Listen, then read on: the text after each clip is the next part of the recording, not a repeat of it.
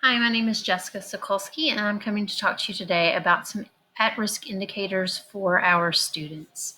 The first one I would like to cover are learning disabilities. This is probably the most prominent at-risk indicator when it comes to disabilities.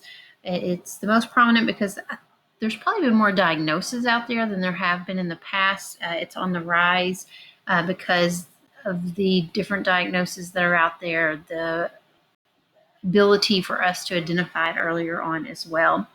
It's really defined when someone has difficulty psychologically being able to process information. This could include everything from finding difficulty in things such as reading, maybe writing, possibly even math, or difficulty with social skills. So it's really a wide range of different learning disabilities someone may have. They may have just one, or they may have multiple. There are also many unknown factors of why one person may have a learning disability compared to another. However, there have been findings that factors such as things such as brain damage, hereditary, or even something such as biochemical imbalance could lead to learning disabilities. The next thing I'd like to speak about is autism. It is really a broad range of conditions that are characterized with challenges in things such as social skills, speech, verbal and nonverbal communication, and can also be identified as a person that may have repetitive behaviors.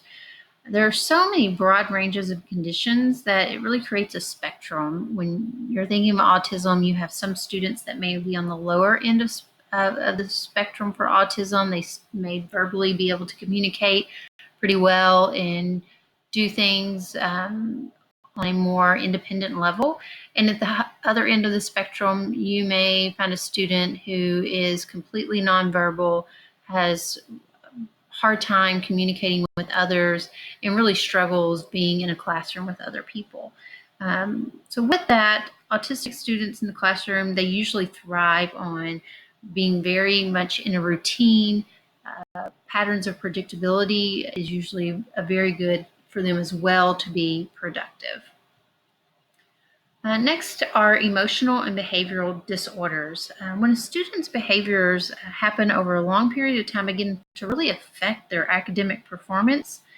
These students can be labeled what is called with an EBD disorder and even have an IEP plan to write up to determine how we can best accommodate for them to be successful in the educational setting. These students can struggle to control their emotions and behaviors. They may act out aggressively towards staff, towards other students. They could get into more fights than other students may. They may destroy school property more frequently.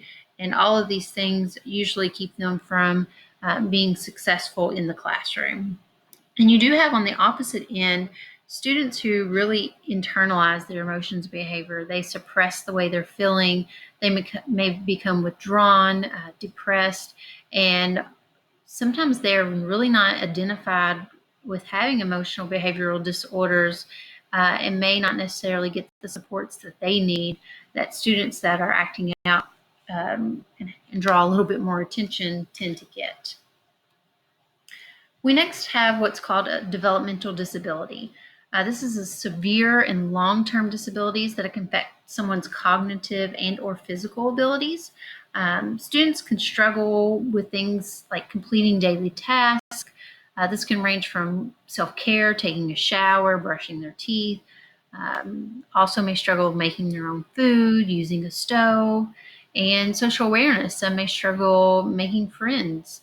This is really can vary from person to person with a developmental disability.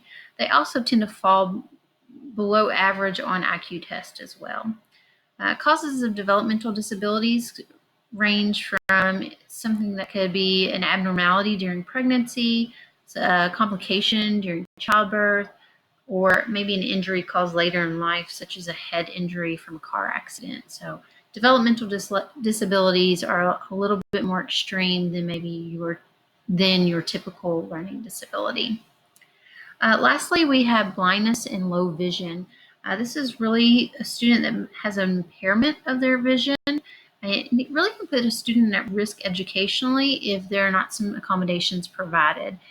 These students can use things such as larger print, having a magnifying glass provided for them, providing them also with a reader that allows them to stay right on track with their peers.